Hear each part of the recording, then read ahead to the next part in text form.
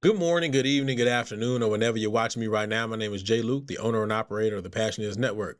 I'm also the host of Talk That Talk. Remember, any of our merchandise you can get right at our store. Just check it out. Click on any of the things that you see when you get to the end. Final purchase, you can get 30% off of it.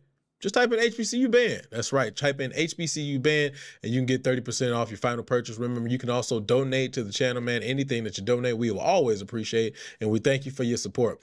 I wanted to pull this up. This is actually from, I think it was the week before last or something to that degree.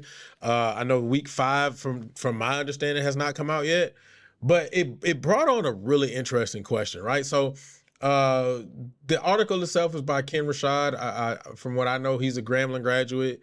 I don't know if he was a part of any band. I don't even know if there's a team that they have when they pull these things together, and then he just does the editorial part of it, you know.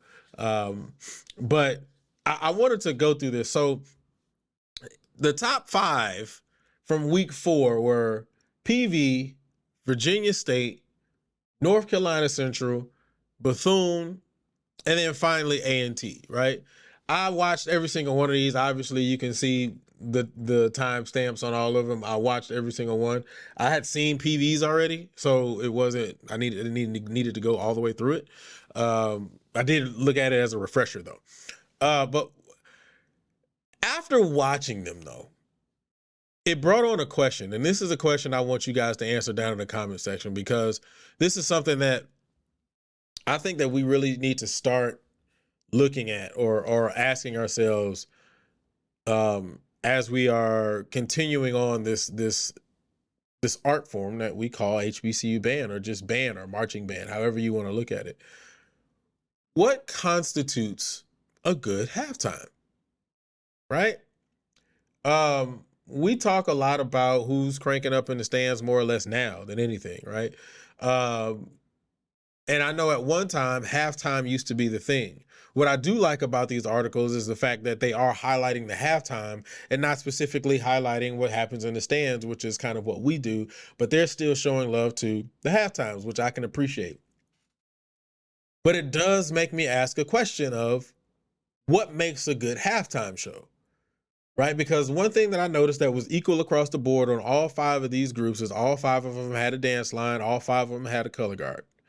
And one of the things that we talked about was the fact that it didn't make any sense when you had I can't remember what the name of that thing was, where you had that HBCU band thing where they were doing the votes, but then they were voting for auxiliary, but some bands didn't have color guard and some bands did. It was just kind of weird. So I didn't understand how you kind of were able to put all auxiliary in one category and then judge it, but then everybody didn't have a color guard. But at least in this, all 5 groups had a color guard and all 5 groups had a dance line. Now, the contrary to that is, I think Virginia State has twirlers. So, you know, take that with a grain of salt. But as I watched every single one of them, I couldn't really understand where we drew the line as to who was first, second, third, fourth, or fifth. Now, I will definitely say, in my opinion, out of every single group on this page, I will continue to say that I feel like A&T has the better drills. But even if you look at the video that is provided, you don't really see the drill. And I can say the same thing for Virginia State's video too. I think it's Virginia State's. It's either Virginia State's or North Carolina Central's. You can't really see the drill. So how do you determine that that's a good drill or it's a good halftime, right? How do you determine whether the drill is disjointed?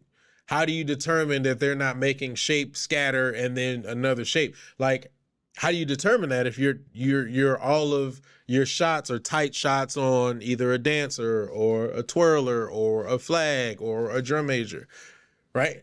How do you determine whether it's a good drill or not?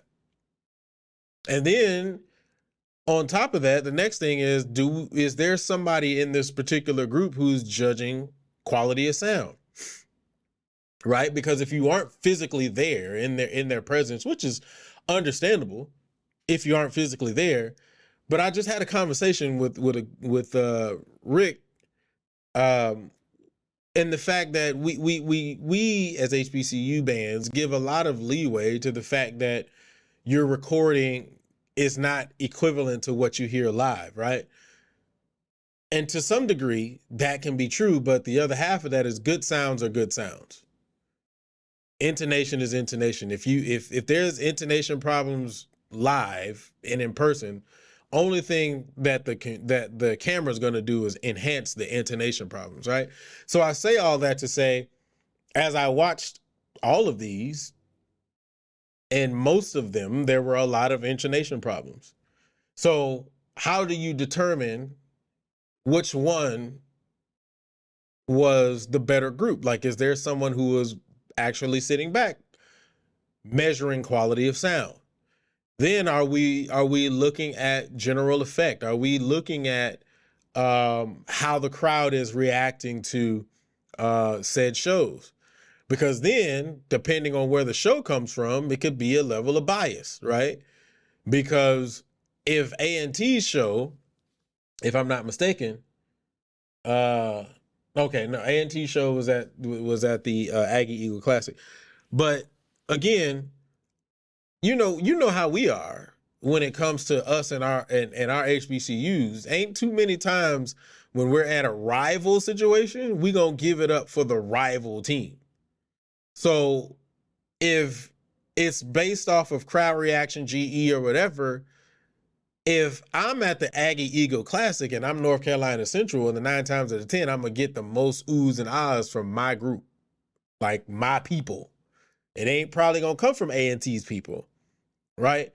Unless you're doing something like major, like super spectacular, right? And even then, some people will just be like tight-lipped. They still gonna grit their teeth and be like, I ain't yelling for that, you know. So I'm really curious.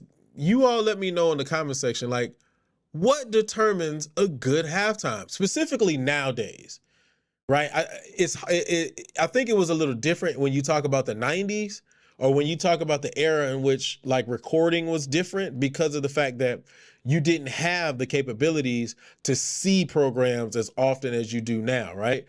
So what determines now a good halftime? We can see every single show, every single week. And let me say this. Let me quickly put this disclaimer out there. Expecting bands to have a new show and a new drill every single week is asinine. It just is. We're at a level and a point now where you are going to burn students, band directors, staff, arrangers, everybody out as a public if you're asking them to have a new show every time you see them, right? Let's just be real. It's just not going to happen. Let's be super honest. We're not in that lane anymore. So I say all that to say, if A&T pulled this show off last week and they did the same show this week and they maybe do the same show the following week, it is what it is. I think that your shows should change when it comes to HBCUs when you have like a rival, like a real rival, right? So like, in my opinion, Labor Day Classic, when it came to TSU and PV, that should be a different show. Then PV and Grambling should be a different show, right? Because those are two classic games. Anything after that, in my opinion, it's a free-for-all. You make the decision on what you want to do. I feel the same about Southern. If Southern plays Jackson, to me, that should be a new show. When Southern plays Grambling, that should be a new show. I don't really think there should be too much more after that. Like, I mean, don't get me wrong. Everybody gets excited when Southern plays anybody. But when it comes to like rivals, that's to me when you should change shows. Expecting people to change shows every single week, y'all tripping. Y'all tripping. These kids and these human beings. Just because technology has upgraded itself doesn't mean that all of a sudden they can just pump drills out. It don't work like that. But I got off on a tangent. Point is, what do you all qualify as a good drill, a good halftime? I want you guys to put that in the comment section. I'm really curious about that. I just want to be able to see what everybody's thoughts are and where they are. And do we agree? Do we not agree? Are we in the same thought process of what we all equate a good drill or a good halftime is. I can tell you right now, I can care less about the dance routine. You can really cut them things. Put something else in there. But that's just my personal opinion. I want to see your personal opinion down in the comments. Also, remember, you can get 30% off your purchase of anything that we have in the store. All you got to do is type in HBCU band once you get into your cart and get ready to pay. Again, just type in HBCU band and you can get 30% off that final purchase. Remember, you can also donate to the channel. $1, $50, $2. It's all good. We'll accept anything, and we appreciate all the love and support. I love you. I appreciate you. And I'll see you next time. Peace.